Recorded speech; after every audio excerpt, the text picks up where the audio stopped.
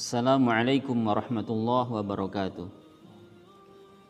Sahabat Al-Haq, di antara tujuan kita berkeluarga, tujuan kita berumah tangga adalah bagaimana mengantarkan keluarga kita, mengajak mereka ke surga Allah Subhanahu wa taala dan menjauhkan mereka dari api neraka.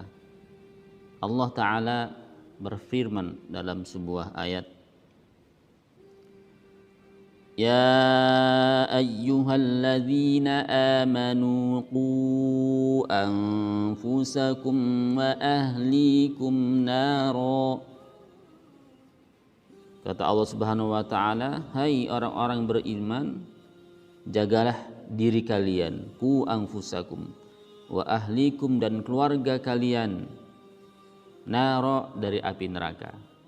Jadi di antara tujuan kita berkeluarga adalah bagaimana kita mengantarkan anak-anak kita, istri, semua keluarga kita ke surga Allah Subhanahu wa taala.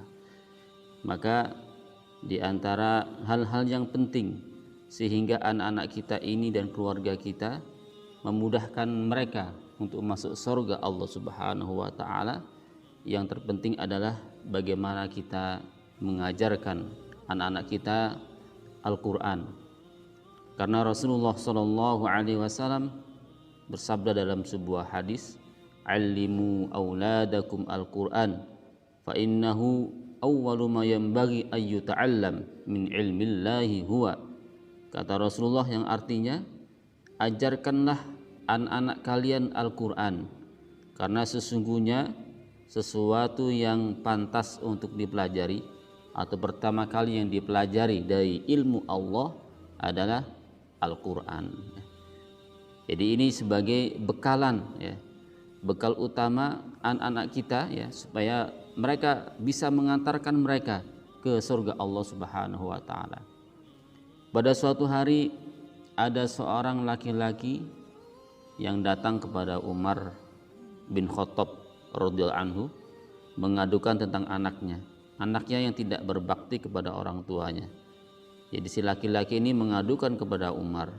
Maka Umar bin Khattab memerintahkan untuk mendatangkan anaknya, dihadirkan di tempat.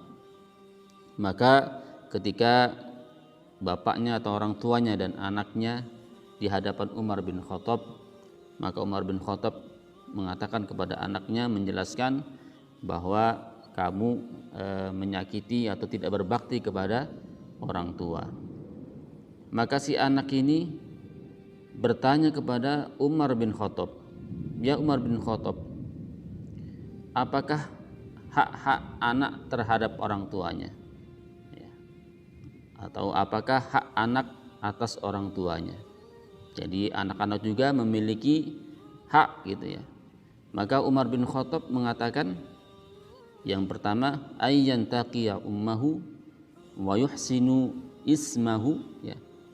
Kemudian yang ketiga, ayyu'allimuhul kitab, kata Umar bin Khattab. 3 hal. Yang pertama adalah memilihkan calon ibunya. Yang kedua, memperindah, memperbaiki namanya, memberikan nama yang bagus. Kemudian mengajarkannya Al-Quran, kata Umar bin Khattab seperti itu. Maka si anak ini mengatakan kepada Umar bin Khattab, "Ya Umar bin Khattab, ayah saya atau bapak saya satu pun tidak ada yang diberikannya kepadaku. Bapak saya memilihkan ibu saya, ibu dari Majusi, ya, agamanya bukan agama Islam. Kemudian memberikan nama saya nama yang tidak baik. Kalau tidak salah namanya Ja'lan atau Ja'lan, gitu ya. Ja'lan gitu namanya. Nama yang kurang baik. Kemudian ayah saya juga tidak pernah mengajarkan Al-Quran, ya." Maka ketika Umar bin Khattab mendengarkan ucapan anaknya tadi, gitu ya, keterangan anaknya tadi, Umar bin Khattab menoleh kepada bapaknya. Umar bin Khattab mengatakan, "Kamu tadi datang kepada saya untuk mengadukan tentang anak kamu yang tidak berbakti kepada orang tua, ya. Tapi sesungguhnya kamu sendiri yang tidak mengajarkan kepada anak kamu." Jadi terbalik, gitu ya. Istilah dalam bahasa Arab ada uququl walidain, tapi di sini bukan uququl walidain, ya. Hukukul walid ala walidain. Jadi justru orang tuanya yang tidak berbakti atau orang tuanya tidak mengajarkan kepada anak-anak kita. Nah, jadi mengajarkan Al-Quran buat anak-anak kita bagian dari kewajiban yang harus kita laksanakan. Yang mana insya Allah ketika anak-anak kita ini mereka mencintai Al-Quran, mereka menghafal Al-Quran, agar akan mengantarkan mereka ke surga Allah Subhanahu wa taala. Apalagi di zaman sekarang ini ya, zaman yang serba modern, zaman yang serba ada ya, tidak ada yang bisa melindungi mereka. Kita pun sebagai orang tua sulit untuk mengawasi mereka setiap hari, dan insya Allah dengan mereka hafal Al-Quran, mereka akan dijaga oleh Al-Quran. Sahabat Al-Haq sekalian, ada beberapa hal yang insya Allah ini akan membantu bagaimana anak-anak kita ini cinta terhadap Al-Quran ya. Di antaranya adalah yang pertama, dari awal, dari sejak janin anak-anak kita di dalam perut istri kita ya, kita bacakan Al-Quran, atau istri kita sendiri yang selalu membaca Al-Quran ya. Janin dalam perut ibu ya, sekitar umur 42 hari ke atas ya, itu sudah bisa mulai mendengar sesuai dengan hadis Rasulullah ya. Jadi umur 42 hari ya ke atas itu sudah terbentuk pendengarannya dan mereka sudah bisa mendengar. Maka didengarkan anak-anak kita yang masih dalam perut ibu ya, masih janin, Al-Quran. Insya Allah kalau mereka sudah terbiasa mendengar Al-Quran dari janin ya, nanti juga lahir, ketika menyusui ya, ketika mulai agak dewasa itu ya, umur 1 tahun 2 tahun ya, terus diperdengarkan Al-Quran ya, ini anak kita akan terbiasa dengan Al-Quran sehingga mereka akan mencintai Al-Quran. Yang kedua, bagaimana anak kita agar mereka cinta Al-Quran, agar mereka menjadi sahabat Al-Quran. Kita sebagai orang tua harus memberikan qudwah, memberikan contoh ya. Sebagaimana tadi yang seorang laki-laki yang mengadu kepada Umar gitu ya. Ternyata bukan anaknya yang salah, bukan anaknya yang tidak berbakti kepada kedua orang tuanya, tetapi orang tuanya sendiri yang tidak mengajarkan kepada anaknya, tidak memberikan contoh, tidak memberikan uswatun hasanah terhadap anaknya ya. Jadi kalau anak kita ingin menjadi anak yang cinta Al-Quran, maka harus didahului dari orang tuanya.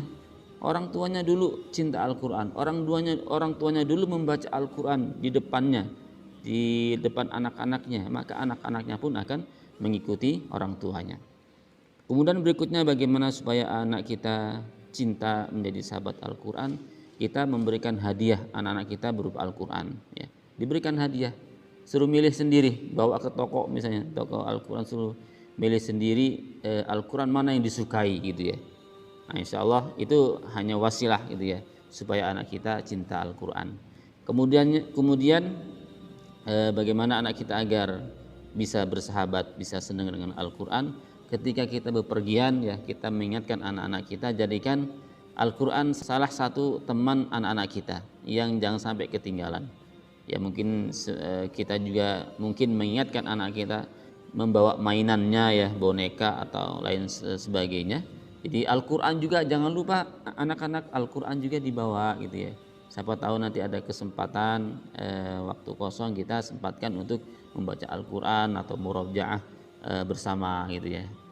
Kemudian di antara sesuatu juga yang membantu anak kita agar mereka suka dengan Al-Quran, sekali-sekali kita rekam anak kita, suaranya direkam gitu ya. Suara dan gambar ya, video berupa video begitu, direkam anak-anak kita ya. Kemudian nanti diperlihatkan, bila perlu dibuat di-share gitu ya. Karena anak-anak itu suka sekali kalau disanjung, dipuji, apalagi yang memuji orang lain gitu ya. Dia akan ada kebanggaan sendiri. Ini akan memotivasi dia menjadi suka cinta dengan Al-Quran gitu. Kemudian berikutnya adalah kita mencari bi'ah atau lingkungan ya, yang lingkungan tersebut memang tempatnya komunitas Al-Quran gitu ya. carikan lingkungan yang banyak Al-Qur'annya, tempat belajar juga yang banyak Al-Qur'annya begitu ya. Sehingga mau tidak mau nanti anak kita terbawa, termotivasi untuk ikut juga gitu ya, membaca Al-Qur'an, ikut juga suka Al-Qur'an. Jadi sudah seakan-akan Al-Qur'an itu sudah menjadi kebiasaannya, menjadi tradisinya gitu ya. Pokoknya Al-Qur'an, jadi Al-Qur'an harus didahulukan, Al-Qur'an harus diutamakan. Itu mungkin diantara sesuatu agar anak-anak kita cinta dan menjadi sahabat Al-Qur'an, sehingga ketika anak-anak kita cinta dengan Al-Qur'an, menjadi sahabat Al-Qur'an, ini akan mengantarkan anak-anak kita ke surga Allah Subhanahu wa taala. Kalau anak-anak kita belajar Al-Qur'an, maka Al-Qur'an akan mengajarkan segala sesuatu ya, sebagaimana sebagian ulama mengatakan seperti itu. Itu yang bisa disampaikan. Wassalamualaikum warahmatullahi wabarakatuh.